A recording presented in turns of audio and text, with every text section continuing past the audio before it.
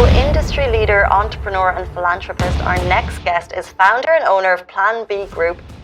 You are the chairman of the Plan B Group. With AI and technology coming, where do you see the events industry in 5 to 10 years? It cannot be on top of us. AI is something which is a tool. Human intelligence, which I call HI, cannot be replaced. In an Islamic country, people from the outside would never think we have a run just for women only. We're the highlighted event for the first time for 30 by 30. We used to be probably one of the events, but now we're the highlight event this year. How did it start? What's the background? What's the story? You are not known for who you are. You're known for what you have in your bank account. Do you meet Putin?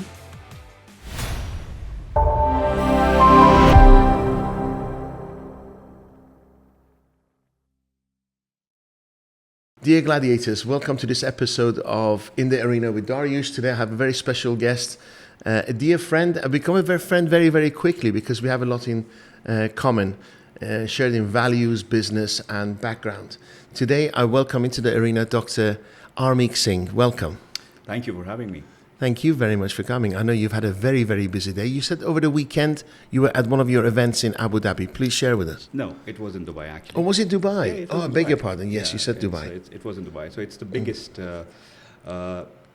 women running event. It's called She Runs. It was its 12th edition yesterday, and we were fortunate enough to probably break a Guinness World Book of Records. Which is how many people? With the sponsors, we touch around 6,000. That's incredible. Women. Women only. Women only. And it's interesting, isn't it? We're in an Islamic country. Yeah. People from the outside would never think we have a run just for women only. Oh, trust you, we have been giving these quotes to a lot of people, because when people talk about this, about the women's run and everything else, she runs, that how does this happen? I said, like, when the region was thinking about if women can drive, we were running. It's the forward thinking. It's the way that probably we've led over here. Dubai and the UAE has been something that I take a lot of inspiration from. So since the time 12th edition, you talk about COVID being out, we're talking about 15 years now. Amazing. Yeah. You are the chairman of the Plan B Group. That's how. So when did this seed start? When did you start this company? How did it start? What's the background? What's the story? The story has got a bit of a Bollywood pot boiler. So I come from Delhi, India. My parents had a very affluential business, and I was somebody who never knew that what I had to do in my life. And I grew up with everything just being available for me. So that made me with choices that would probably just be with somebody who's dreamy, like I'll do this, I'll do that, but nothing concrete. So the final, and again, it's been like with the social fabric that we have in India at that time, when I was talking about dinosaurs ages. So it was about, if I was the only son, so very pampered as well. So if there's anything that I would do, I'll join my parents' business. But boom, we had a downfall. Everything went away, and things that probably were looking very easy and very kind of on a platter went away. So from having fancy cars, the best shoes, to anything that I want to have, we were left to probably think about where the next wheel is going to come from. So that was a bit hard for me to probably get myself fitted in. Things went into a point where I think, and it was the best lesson that I could have. The best lesson is that probably when I was on cloud 9, I fell down on the ground and it was like thud. And then realized, man, I'm not a prince. And then people stop actually talking, meeting, even getting back to you on your messages. It's a fact that, because then I figured out, you are not known for who you are. You're known for what you have in your bank account. And it so started. I started working in India. I made something happen at that point, couple of years, 2-3 years. But my parents were very heartbroken. They left. And they left India. And this is like, this is something that we would, because when at their age as well, they were like, in a way that, and I learned from them, never to give up. So they went to New Zealand, to few of our family friends over there, and every time I had a call, I'm very close to my mother, so every time we had a call was about, we are happy, everything is happening, and then we are coming back and this and that. I figured out that they were actually working in apple farm, plucking apples, physical labor. Never told at that you. age, never told me. And then when I figured it out, I was like upset, and I left everything in Delhi. I wrapped up. I had some pennies that I had put together. I took a shelter because I had 2 dogs, which I could not leave.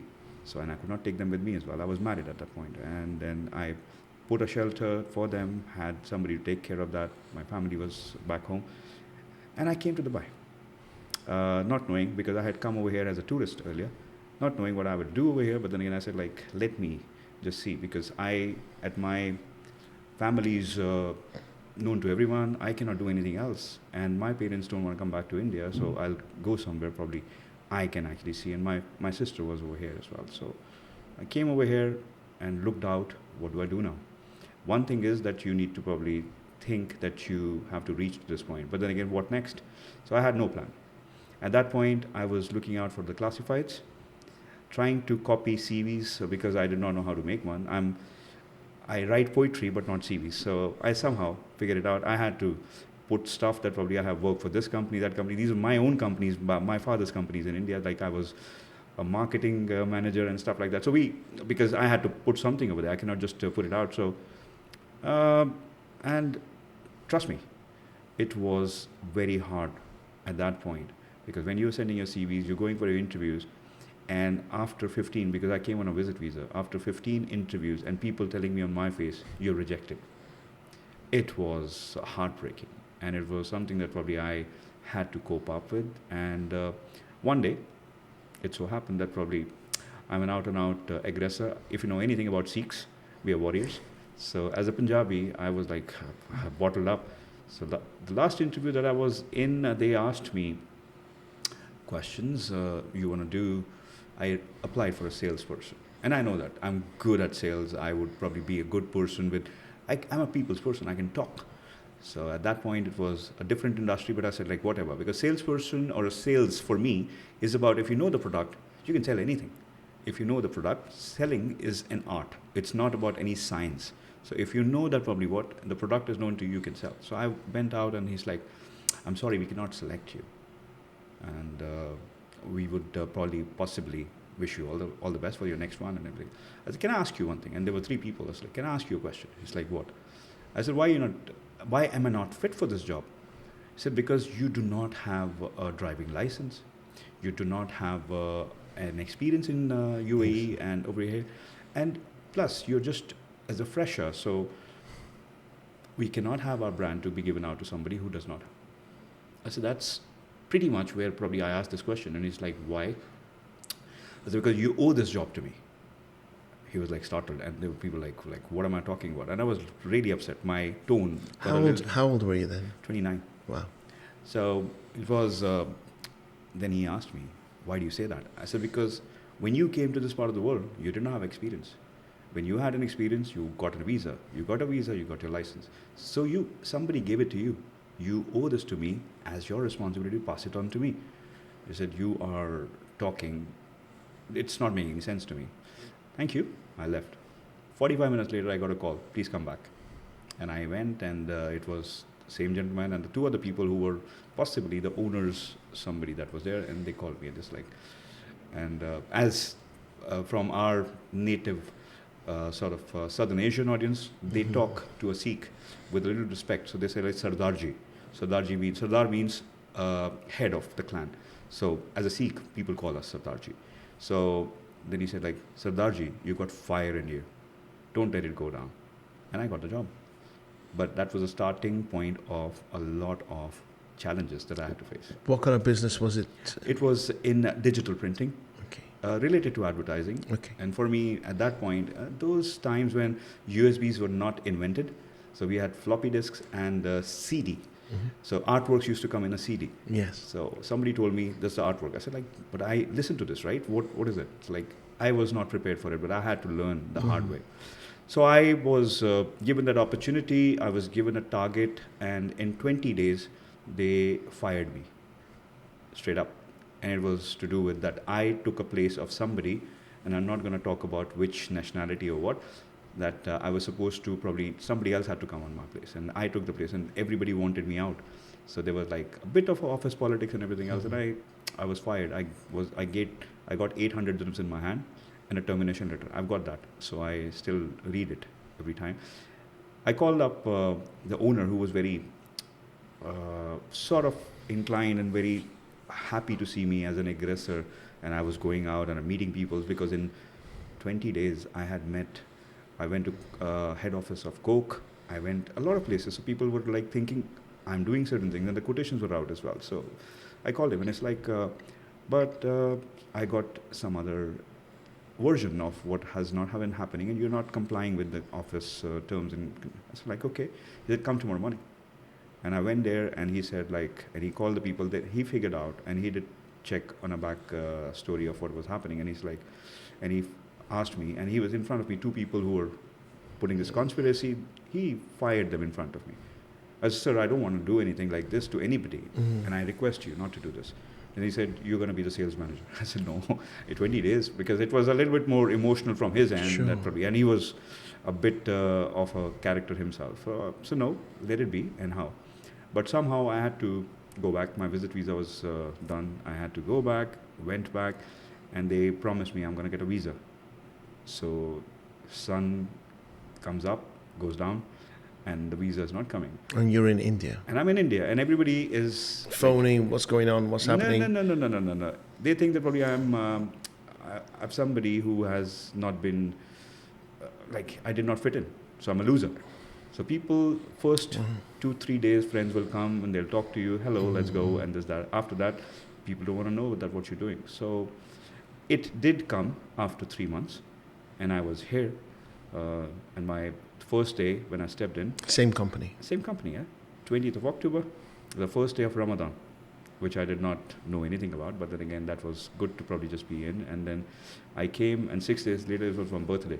So I came along and started to actually just get myself geared up.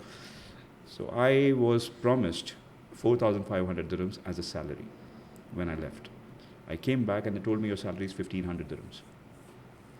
I said, you got me on a visa, and now I'm stuck with you, so why? And it was to do with that probably because their policy has changed. Now it's only going to be on commissions, mostly. Somehow they agreed to 2,750 because I said, you should have told me that if it has been, otherwise I would have not come. Long story short, I was given targets. I used to work between 1 and 4 when Dubai used to close at that time. I was walking. I had nosebleeds every day, every second day, because I come from a cold place. And The heat. it was hard work. It was really hard work. And then again, I used to probably just get along to see people, to get a business card across. If you need anything, like small shops as well, if you need digital printing for your signages, whatever, I learned it. I started passing my time with the printing machine guys and everything, understanding what's the technology, what is it, understanding the product. And a lot of things that they did not used to do, then I started adding those. My first client became, was a big giant Paris Gallery at that point. They used to have perfumes and everything else. Al Fahim. Paris Gallery, Sharjah. they were my first people I did business with. Okay. They had the crystals. Crystals, yeah. Yeah. It's what a small world. Yeah, what a small world, yeah. So they gave me the business, and it started to grow. A lot of things that they did not do, they started to outsource because we had to give other services as well. And I used to bring in things that probably was adding on. And rest is history, that after 9 months, I was supposed to be at 4,500 again or whatever. I was promised commissions on top of my targets, which I did. So it went into a little bit of a negative vibe, and then they said, no, that's it. If you want to work or you resign. And as an aggressor, I said, I resign. There you go. Meanwhile, I had got my driving license. So yeah, that was one certificate that I was reminded of that I don't have. I had that now. So we was thinking that he's going to call me, and they thought that I'm bluffing. I did not. And they cancelled me. I did not get my end of service benefits as well. But on top of that, they gave me a gift of a 6-month ban. So I went back, and the companies that I was working, one of them was Free Zone company, and they loved working with me, and they made me an offer. It was a media selling house, and they wanted printing and the production to be managed in-house. So they reached out to me. I said, hello, I'm here. So they called me on a Free Zone visa, which the ban was not applicable at that point. So I was back in 2 months and started working 6,500 salary with commissions, media selling, started working, was drawing 13,000 after my second month, which was Amazing. In a good place. Yeah. And I still did not change my place because I was still happy staying in Sharjah. You were married at the I was time married, still? yeah. Kids? I had kids, 2 kids as well. Wow. Yeah, I mean, a so- lot of responsibility for a young When man. I came to Dubai, my son was supposed to be born. My wife was 9 months pregnant. So I came, so there was no way I was going back. When you were here and that particular job, selling media, were the family here with you or they were in India? See, that's what I would call myself as an old school, stupid romantic, because people used to tell me that when you come to Dubai, you first earn, And then after bring a few them. years, You went, because no, you bring them with you. 2007-50, I took an apartment, 1 bedroom in Sharjah. 1,400 dirhams was going to that. And I had some pennies that I was just still working on. So October I was here, and November my family was here as well. So school for my daughter, all of that was a part of it, and I worked hard for that. It's a good motivator. You You don't need to- motivation when you're looking at your family. You think you've got to provide. That's your motivation. Trust me, and that's what I speak as well. The time that you find your reason, you are going to be a winner. Because my reason was my daughter. It was like something that I didn't want to be I could be a loser, but I cannot be a father who loses. And that was important to me. And so that worked for sure. And today, I think I've done my bit. I've done everything that I could. How old is your daughter? How old is My your son? daughter just got married. Congratulations. She's in New Zealand, married happily. I actually just traded. I have my daughter to go out, but I got a son. So really happy for them. Yeah. So you have one daughter, one son? Yeah. No, I have my son-in-law is also my son. Oh, yeah, of course. But my no, son but is then there. since then you haven't had any more children. You have one children. son, One son, one daughter. Yeah. Is your son here in Dubai? No, he's in Canada. Oh wow, other Yeah, side of the world. So he's studying right now. His mechanical engineering. So How he's old gonna is be- he? He's 22. Yeah. Wow, congratulations. Yeah. And your wife, ex-wife, you said? My ex-wife. Yeah. Because I heard the sentence that you... Yeah. No. Did the pressures of life get... I think it's not about pressures of life. I think she has always been a chapter that probably stands tall in whatever that I have done. An amazing person. But at times, there are crossroads. Crossroads would be that probably there are things that you see differently, I see differently, and things that probably would be. Then, rather than having a kind of a educated discussion happens, and you're out of control. and you go your way, and Yes.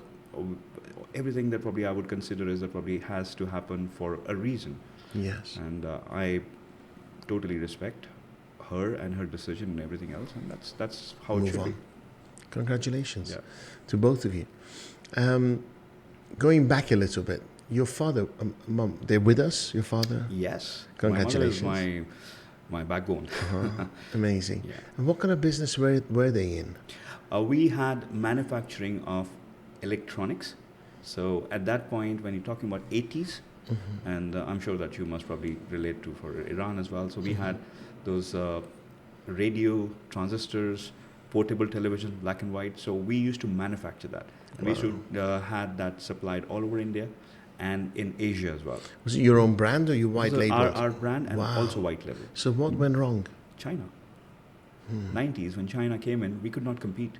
And started to happen that the market was taking over. And China products, people who were getting importers, who were getting things done, our market was down. And then our products started to sell less. There was a lot of rejection, a lot of things that would come back. Money was not paid. And when you get into that cycle, and that's one thing that as an Spirals. entrepreneur, you still believe that what you did earlier, you're still going to do it. And then what you do is you overload yourself. You take loans. You do everything. They probably know that's where probably. And again, India is a little bit of a kind of a tough social fabric. So you need to maintain that as well. So at times, people just to probably maintain that kind of a level for yourself, you actually burn yourself. You had to So- overextend. yeah, so we invested, still investing. My father did. I was not that much involved. I was just in my own world. So, but then again, now I realize that what happened was not right. When something is not working, either we adapt or we move on. So it is about being. What did you see? What did you witness? I witnessed that probably we had 500 people working. We had my mother being the iron lady, that she was taking care of production. My father was an out-and-out salesperson, and things that we're working on, everybody wanted to meet my parents, do everything, and she was the first one to break the stereotypes in a social structure that probably did not allow women to be seen in any kind of businesses or any kind of work as well at that point. I'm talking 80s, early. So yeah, I saw that. I saw the highs. I saw the lows of the lows and the lowest. So yeah. So your salesmanship is from your dad? I would consider it's a mix. So I get my people's I'm a people's person from my mother. She's also somebody who's a believer. So she's passed it on to me. Wonderful. Today, we're going to go back and forth. Today, tell us about your group, Plan B Group. How many people work for you? What line of business are you in? So, like I said about things, when they need to change, they need to change. So pre-COVID, we were around 550 people. So we had to look at, because I had a production house as well, I had everything that probably you could consider that requires to be as a one-stop solution for events. So we were into marketing, PR, digital technology, digital marketing. We had our interactive technology. We did a lot of, now you see a lot of things that probably you might see technology from robotics to whatever. We were working since 2015. So things that we were bringing on, and innovation is something that goes hand in hand with me. So all of these made up for those 8 companies that we worked from as a group. But then again, the group still remains. But then again, we've cut ourselves down to not traveling too heavy now, because people who are required to be, production house that I had used to be possibly that probably if I'm selling something for 10 dirhams, now if it's available in the market for 5, I'll not probably have that. I'll probably have that been taken out. So we've collaborated with a lot of things. So we are around 200 people still. Still huge responsibility. Yeah, but then again, they're all having their own self-sustainable models. Yeah, it's interesting how your family's not working with you. My family, my father has shown me another side of him, who used to probably just to be working. He showed me a side that probably it is about life as well. So he is enjoying because he's got a son who makes it happen. Oh, so he travels, he has got his investments that he takes care of, but then I'll let him be, because I think that's how it is. My mother wants to probably, whenever that she comes, because she was always in that, when she is in Dubai, she is always there in the office before me, but not managing anything, but also to probably having that kind of a cushion, because a lot of people who would not come to me to talk about anything, they go to my mom, tell her, I want this, I had that. So this is what she, and I like to let her do that, because, and I saw that as well, because she was not keeping too well. But when you give somebody a reason, because you're sitting idle, you're just probably doing nothing. But when she started coming to the office, it was like she bloomed. And that's something probably I let her be. But they're still in New Zealand? No, they moved to London after that. Okay. I started my business over there as well. We bought properties too as well. So they were staying in a sharing room. When I came to know about this, I was like, really? And I worked really hard to see that probably what I can do for them. So we bought some properties. So yeah, I can easily say that there's things that probably I do see that I need to be present, or I need to stand up for my family. So I try to do that. On the outside, you seem like a very calm, loving man. On the inside, is there still some fire? Is there anger? I have a lot of anger. I think fire is something that probably you need to consider. Fire can burn, fire can cook. So fire is still there. That I try to drive it, and I try to actually have that converted into positive fire. Anger, I've got a lot of anger. And I always have been an aggressor. So if I look back 20 years, 10 years, 5 years, I see that probably I've mellowed down. And somehow I feel that I'm such a nice person now. So yeah. Comparing to... But anger should always be there. And I cannot... Zero fuels the fire in a way, doesn't it? Zero tolerance for nuisance, zero tolerance for lies. But then again, that's another story that I actually just fooled by many times, that I figured out much later that I was being taken for a ride. Majority of business, is it from events? Majority of business is from events, but I started in investments as well. So I have an office for St. Petersburg, Russia over here, which is taking care of investments and tourism. So I've been there as a chairman for the Visit St. Petersburg. Why? I believe it's a beautiful city. I've never been. I've been to Moscow. I fell in love with Moscow. Trust me. I believe You haven't St. seen Petersburg's anything. Moscow amazing, right? is beautiful to a level.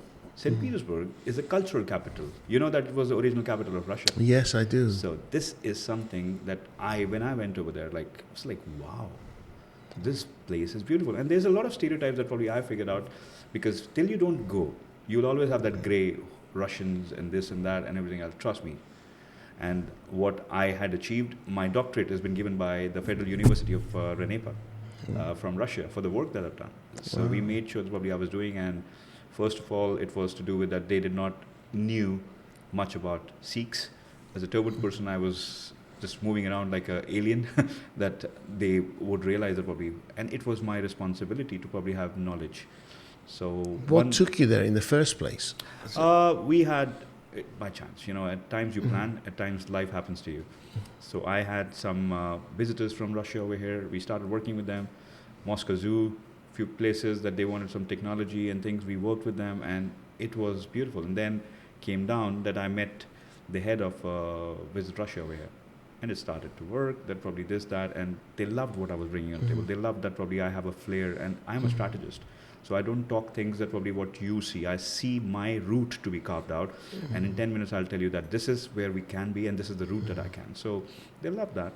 And I was called, and then they asked me if I would be representing them. And I made a lot of friends. It was good. I was till last year, I was one of the keynote speakers in the St. Petersburg International Economic Forum. Day one is President Putin. Last day I'm reporting for GCC and talking to people. A lot of times that people, when they are having their translator headsets, I don't know if they're understanding me or not, but then again, I always get a clap. Yeah. Yeah. So you don't speak Russian? I understand few words that I should know. Do you meet Putin? No, I did not meet Putin, but I met a few ministers. But from St. Petersburg government, I've met everybody. How often from do you go? From the governor to everyone. How often do you go? It's been an year at the moment, because life has taken me to many places and things that probably have been happening. My daughter's marriage, a lot of things.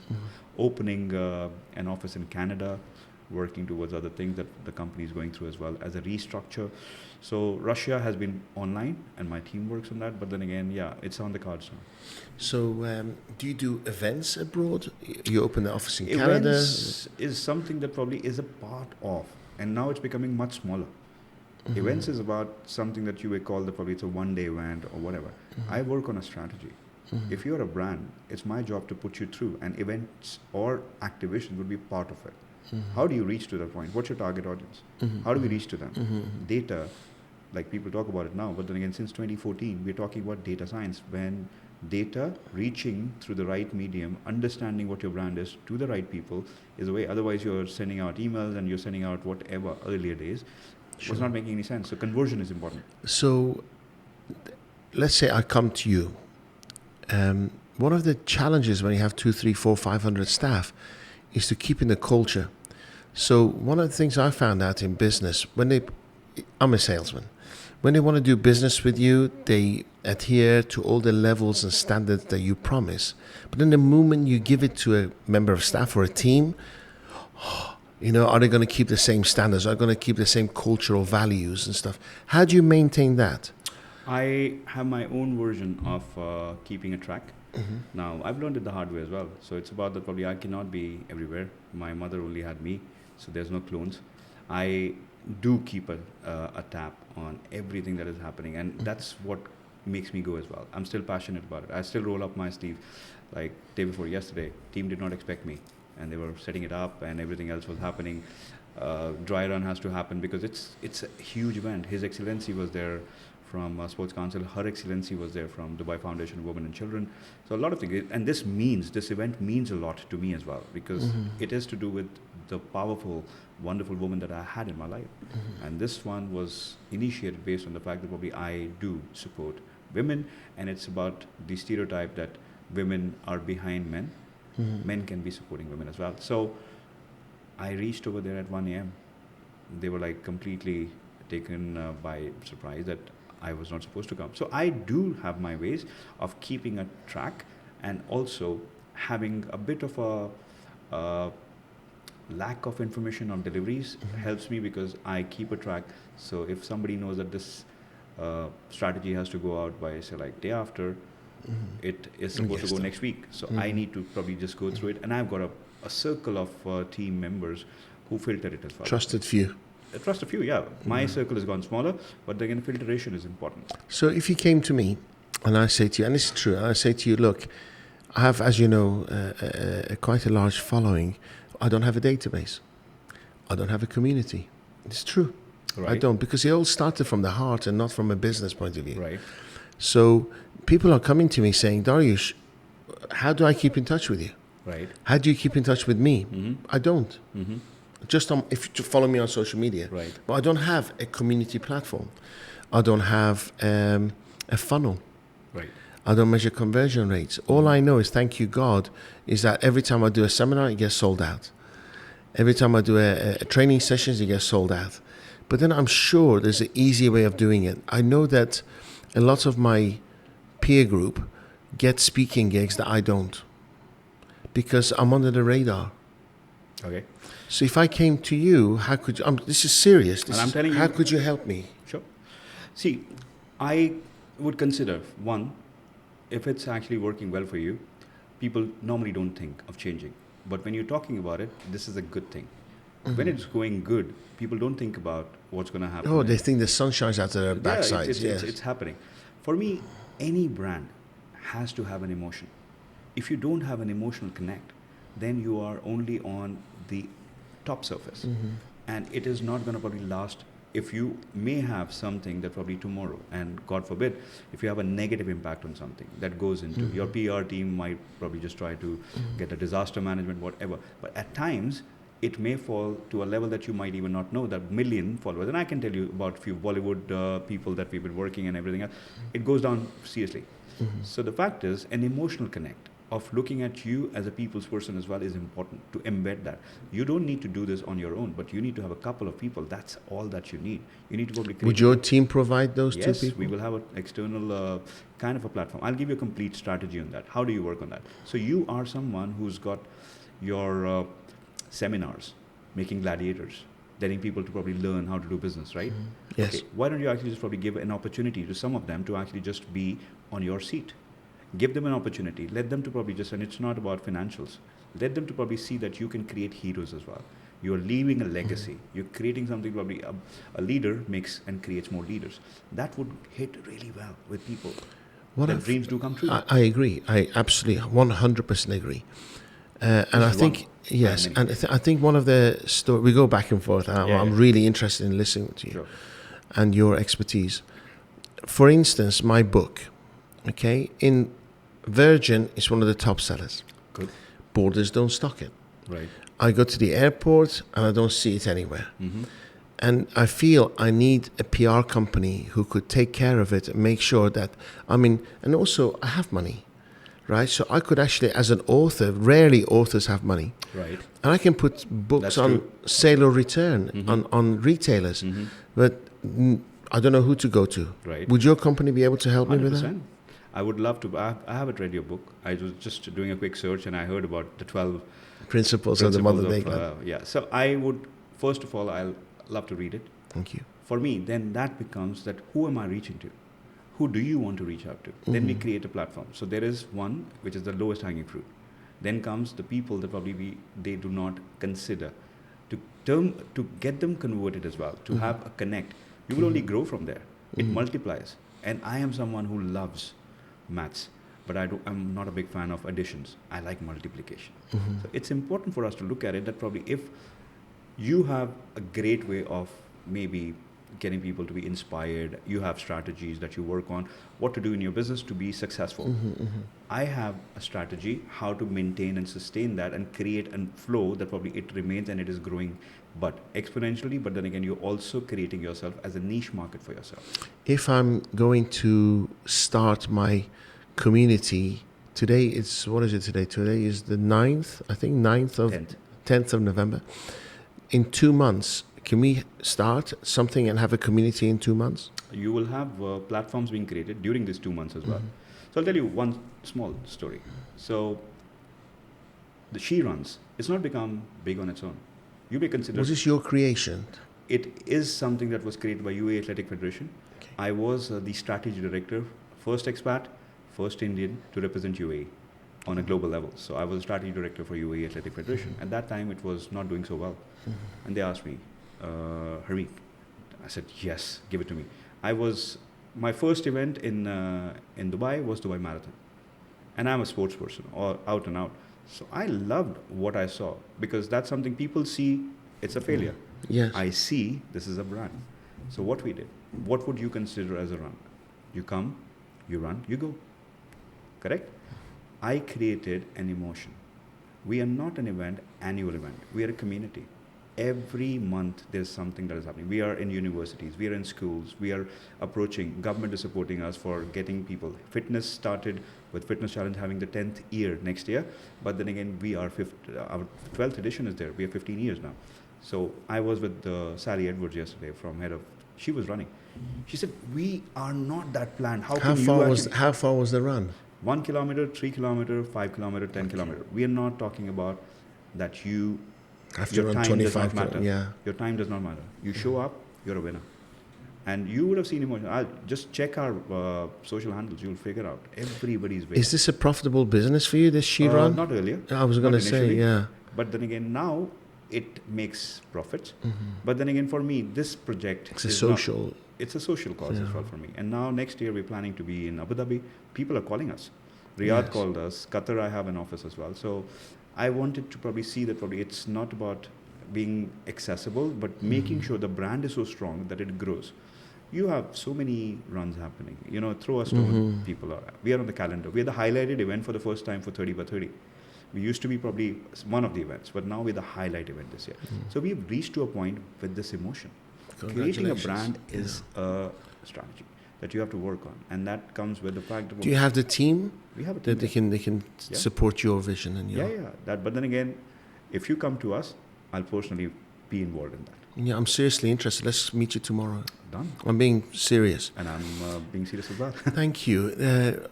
I talk about the highest standards, but I don't feel that. I feel deep down inside a little bit of a fraud because I teach it, but I don't practice it.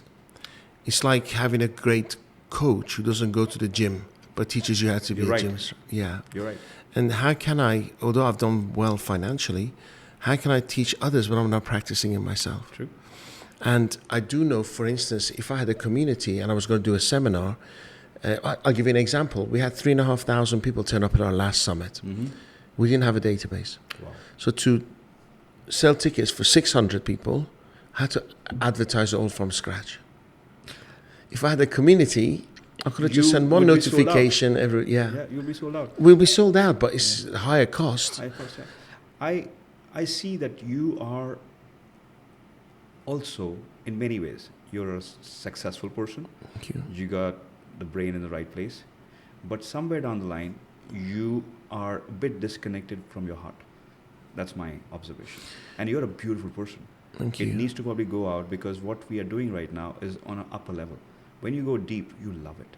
And I'm sure what I understand of you, exactly like me, I don't want to have that probably people, how they will remember me, whatever. I want to leave the legacy. I want to have the knowledge, whatever that I do, to pass on. And things that I could do is just make a mark, not about that who Harmeek Singh was, if I can probably just be a part of it. So once I was a student, and now I need to probably make sure that probably I pass it on. And I mentor a lot of people.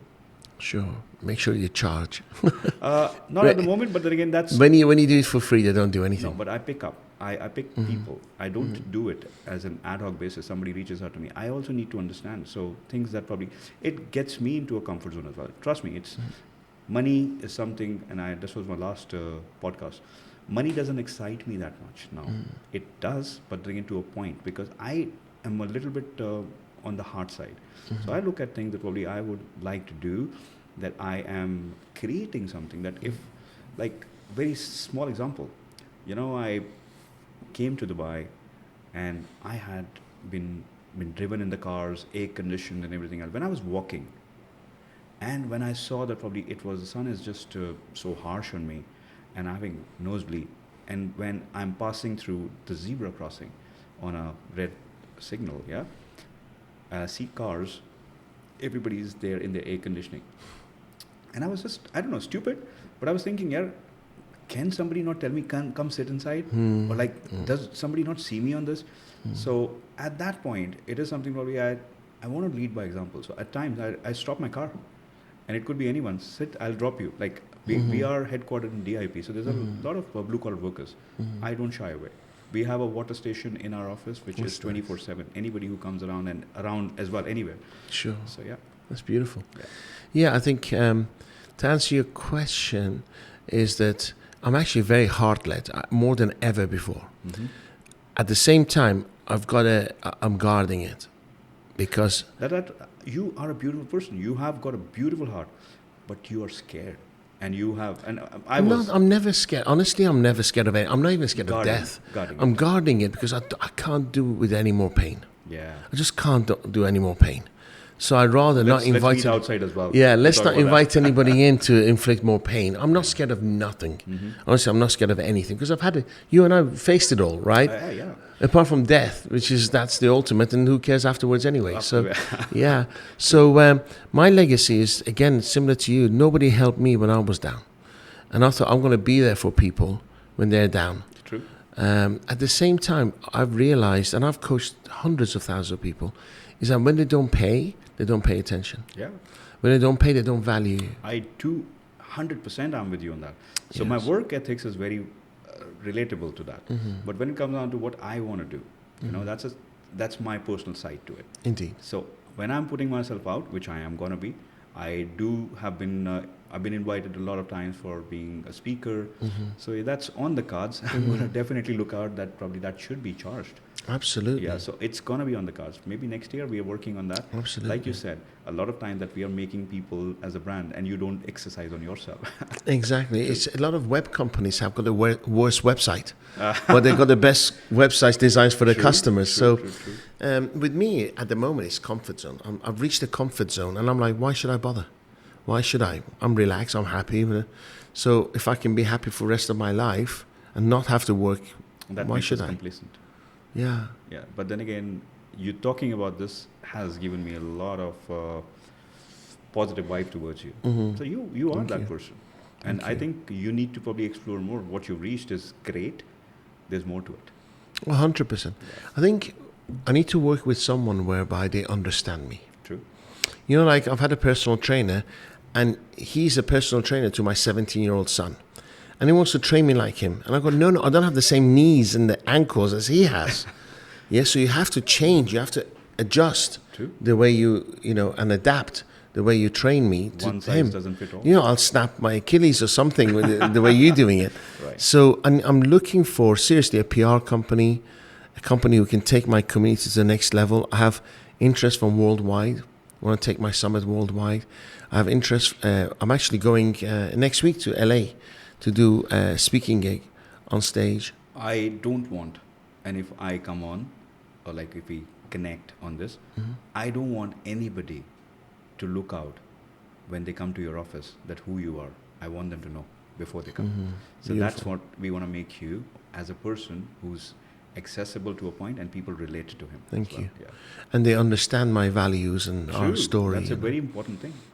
That's what is important. Life is value driven, I think. To have quality of life, you have to have in synergy with other people with the same values as yourself. True. And that is something that is just nail on the head, because you tend to do things your version. You tend to expect the same way that probably you would probably expect from yourself. It doesn't happen. You know what? It's dangerous, yet it's so sort of fulfilling to learn the art of being solitary. Be yourself, alone. I actually Trust me. love it. I love it. You don't... Because the whole world fights you. You shouldn't do it like this, fit with it like everybody else, do what they're doing, copy what they've done. I'm not competing with anyone. So if I today don't have anything that I have as planned or whatever, I am happy with myself at my home. You still work out? You don't seem I in do shape. work, but then again, work out. But then again, for 2 months, I've given up. And my trainer, he's not the one who trains my son, but then again, he understands me and he gives me results as well. But 2 months, I've a lot of travel. Yeah. So I've been a very naughty boy that I have to be back. And hopefully, this was the last event that probably I wanted to be, just probably not be. Now I'm going to start back again. But yeah, I keep myself fresh. How do you motivate yourself? I motivate myself because, trust me, like I said, my reason was my daughter. And my parents are definitely somebody that probably I hold on as the precious stones that I have. And trust me, it's so much kind of backing for me. Till you have your parents, you're still a child. You know that. Like you still believe that there's somebody above you, and it's a feeling that the time that you do not have your parents, you feel that you are the one that probably has to. So even psychologically, my parents play a bigger role. But now, for last couple of years, and trust me, it's to do with the separation as well, whatever. It was difficult for me to probably relate to it. Separation from your wife? Yes. Oh, this happened recently? So it's not 2 years now. okay, it's And recent. things were probably just a little bit on a... Anyways, it was good. So what I figured out was I've been doing everything for everybody. I've been thinking about everybody. My daughter might have just vaguely spoken. I like that thing. I cannot sleep till I get it for her. So my wife would say, "Oh, like these are things that I used to be." And I get more joy out of giving for others than I do for Exactly. myself. And people find it difficult to understand. Trust me, I had done surprises that you would think that probably I'm from Bollywood, but I've made sure that probably they are. I never had, since the time that probably you understand that probably coming from a 2,750, 4,500, whatever. I told one thing to my wife at that point as well: you are never going to work. I never let her work, and I did everything. Now, it's her decision Life, on yeah, doing it's whatever. your- But the fact is, I always was this person. And last 2 years, it was difficult, rocky, but I actually fell in love with myself. Very good. And trust me, that's beautiful. Filled your own cup. Yeah. So congratulations yet again. Thank you. Tell me about the best, looking back, what's the best day, successful day you've had? Or best event, let's say, that you put together? I was, and again, I'm not going to probably have anything been segmented, but at times, and it has been like, it still happens, but the time that I came to this part of the world, we are 200 plus nationalities, we are the most tolerant society. I am someone who, like from 2 years, from 2050, I was earning 300,000 dirhams a month. So I had created something rags to riches, and with all due hard work and everything else. I do not have anything that probably is a sideline for me. And a lot of times when people ask me that probably you could have done this, I said no. My 1 million is better than those 100 millions that probably come across and which is not straight. So I'm happy with what I have. The happiest part is when I actually prove myself that I can do it. So a lot of time this has come, and donning a turban, being an ethnic, coming from India, working in events, has always been that. Dealing with government, dealing with corporates, large corporates. It is, but So every day is a success to you. parallels will be driven. Which is the best event you've done, you've been most I'm proud coming of? to that. So like, parallels been driven is because the quotations, and earlier it used to be about the skin of color that you have. So if I'm charging 10,000, if somebody's charging 100,000, they'll get the job, I'll not. So I was been told there was a legacy event for Dubai government over here, which has been the Intercontinental Beach Soccer that used to happen at Kite Beach. I used to go watch it. Iran used to do quite well. Iran used to do. Yes, Iran yeah. used to do the best crowd. Yeah, yeah. 11 years, and there was a That was company- yours. No. 11 years. Somebody else was doing it. Oh. And 2022, yeah, 2022, I pitched for it, and somehow I figured myself that probably I can add a lot of extras to a point because I wanted to have that job. And I was eyeing this for many years, and I was being rejected. My tender was always not going through. And I put it out, and they called me. And everybody knows me over there. So they called me and said, like, you put this, are you going to give? Are you going to have? I said, yes. Government has policies, and they had to actually award that to me. I got an award letter. After award letter, I was been called by a couple of people. It's like, can you seriously do this? This is a question mark. It's an event that probably we have been doing, and this is for His Excellency and everything else. I said yes. There's a security. There's a penalty that you put together. So yes. And that point was something that I get completely in a different zone. I have to do it. And that was something that was an event that triggered another level. We got that project. I had Joan Cosco, who's here today, beach soccer worldwide president, like the FIFA president. Mm-hmm. So he was sitting with me in the VVIP because I was been invited because I did a good job, and Iran was like really good crowd. Yes. So we were at Kite Beach, and I was called. I was sitting with dignitaries from Sports Council and the government. So I was been told, congratulations, you've done a really good job. Wow. And then Johan said, I've been seeing this event for 11 years. I asked, is it not the same company? He said, no. He said, that's why you guys are amazing, flawless, this, that, and everything, are all professional. I said, thank you. Then started talking about that Dubai is getting Beach Soccer World Cup, FIFA, and if you would be probably willing to just tender. I said, yes, I would love to.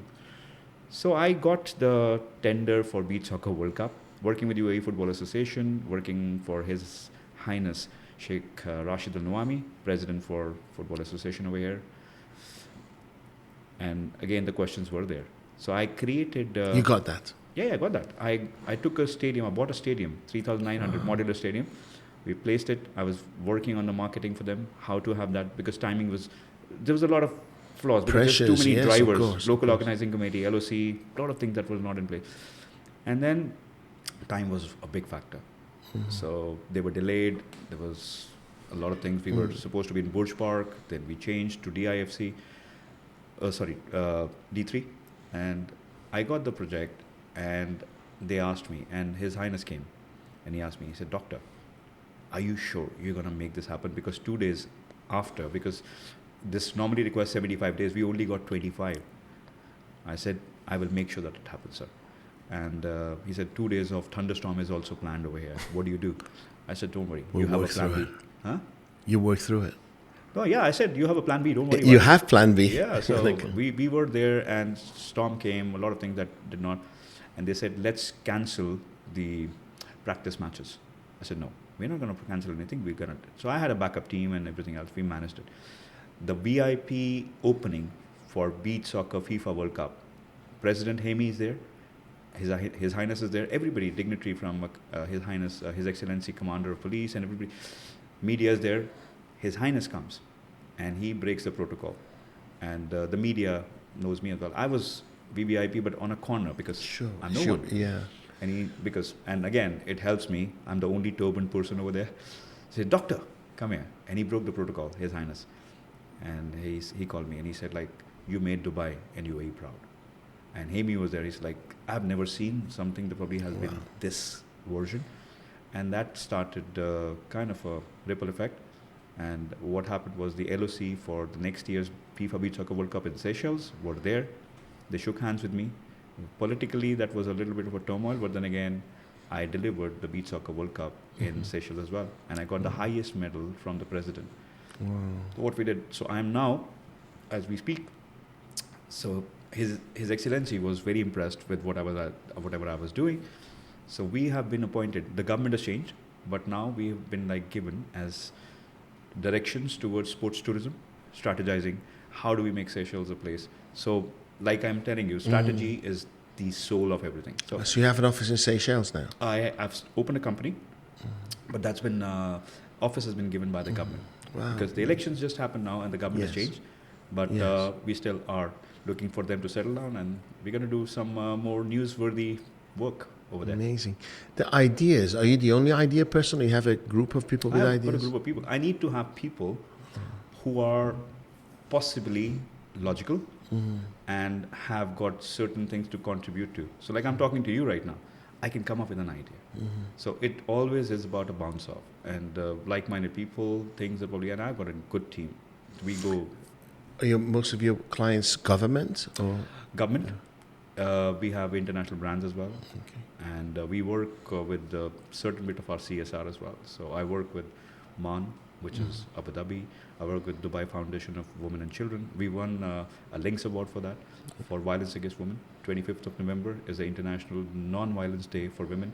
So we won a couple of awards for that as well. So I work with certain things that probably I contribute to the community. Do you work with other event organizers? I collaborate with everyone. Really? I don't see. That's another thing. There will be over here because there's COVID came, pandemic brought a lot of questions. Our sector, especially in UAE, events are like French fries. Event companies are like French fries. We come free with a burger. So we are not having a representation over here. So representation comes from the tourism department. Sure. At that point, everybody was clueless. What happened? Events got cancelled. Everybody was like cash. Panicking. Cash is gone. What is going to happen? People are like having...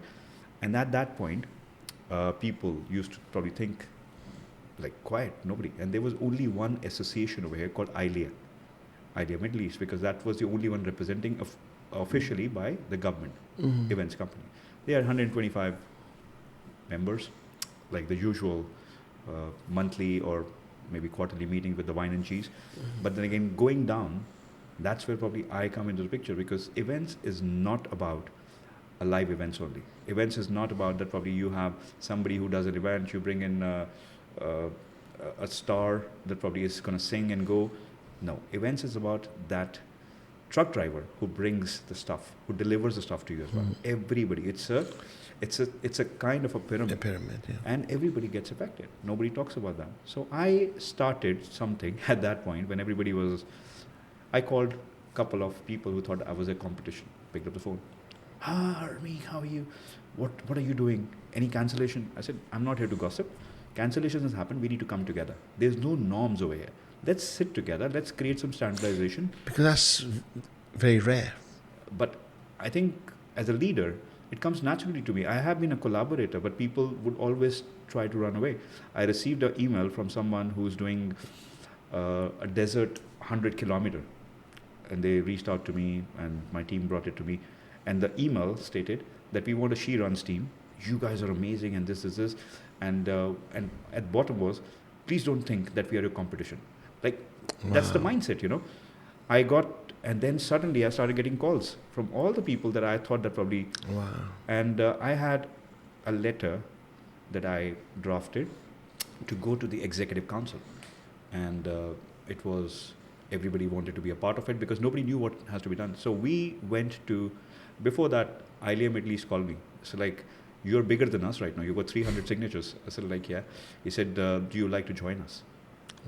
I said, I don't mind because I'm collaborating. It's together. not my cause, it's everybody's cause. So there was a crisis committee that was formed by ILEA and the government. And I was the president for that. And suddenly everybody probably was looking at, who's this turban guy? And a lot of people knew me as well. So I spoke about what events is and everything else. We got some support from the government, holidays and everything else for the payments, payouts, and... Dealing with the government, you're not worried about getting paid and not paid? Sorry? Dealing with governments. Well, I don't do business with governments because my cash flow is always positive and my clients always pay me up front. Right. I worry that if I deal with government and the payments are delayed, it could take me down. There are things that probably do happen. I think we need to be educated about things that there are systems. And if you get probably having certain things that you do not understand the system, it can be delayed. But somewhere down the line, the payments do come. Like some of them might probably arrive in 2-3 years, but it'll come. Yeah. I still have to work over here. You have to budget that one. You can't actually just bring that out from me. Yeah, no, don't worry. Off camera, I'm going to let you know what we everything. can say is we can balance it, right? We can have a certain percentage of government bodies, a certain percentage of corporates, where they feed the cash flow where it could... If you put all your eggs in one basket, you could struggle. You can't do that. So I'll tell you the goods, the positives. When you work with the government, you get a bit of a recognition to a point, and that brings in the people who are wannabes or mid-level who would want to be, oh, you guys did that, you are in the right eye, and you want to do that. So that's been a strategy. And I guess you can pick up the phone and speak to some movers and shakers. It gets you the contact. I'm not going to speak anything further on this one. I'm sorry. Yeah. No comments. I take the Fifth Amendment on that one. Fifth Amendment, yeah. With AI, final question, with AI and technology coming, where do you see the events industry in 5 to 10 years? I think it is very important. First of all, I've been speaking about this on a lot of platforms. I've spoken about that. AI is something which is a tool. I don't think that if we get that in our head, that probably AI is going to be replacing a lot of things and everything else. I think it is a tool. Human intelligence, which I call HI, cannot be replaced. Human intelligence is something that we need to be working on. So when adaptability is not there, you become rigid. And rigid would mean that probably either you are standing for the right or you are going to be broken because you are stupid. So I have mastered on my own with a lot of things. The tools, AI needs to be used. It cannot be on top of us. If we allow that, probably we are dependent to a point. Even now, if you put yourself on ChatGPT, you put your commands will tell you what kind of level of knowledge that you have, and your commands drive you. If you know and if you learn, you can be more efficient. If a designer who can be replaced today, if a 3D designer or your proposal making is even video editors. Video editors is like also, but then again, I'm also looking at him. But the fact is, if he learns, you can be replaced. If he learns, or my team that I've been putting it out, they learn, they're more efficient. Agree. And that's where I say to my team, you start using AI, increase your productivity, use those tools to increase your productivity, and you have more feathers in your cap. True. You're growing. It's been an absolute pleasure having you here. We've been here for an hour and 50 minutes. Can you believe it? I don't think so. Was on a podcast? I thought with we were chatting, having a cup of right? tea. Brother, doctor, it has been an absolute pleasure. We're going to exchange details and we're going to meet this week. I'm really serious about this. I'm here for till 21st. So before that, meet this week, 100%. But the good part is, I'll tell you what, you can only extract the kind of conversation that you can if you are the similar kind of person. So I must congratulate you. You're a beautiful person. Thank you. Breathe. I honor you, sir. Thank you. Thank you very much. And thank you for coming to the arena.